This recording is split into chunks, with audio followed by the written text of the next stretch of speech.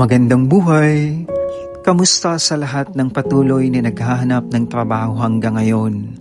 Kaya pa ba? Kung napapagod ka na, normal lang yan.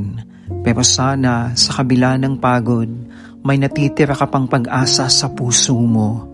Gaya ninyo, ako rin ay may mga pangarap pang gustong matupad.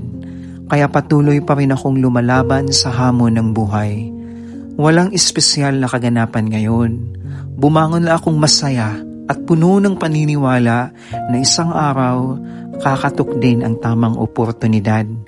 Lumabas ako upang ipalinis ang sasakyan dahil babalik na ang may-ari at nakakahiya naman kung mukhang inabandona na.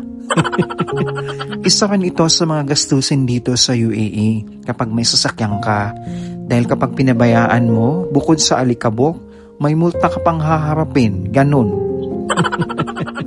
Saka dumaan ako sa mall para magpalamig lang at magpalipas ng oras.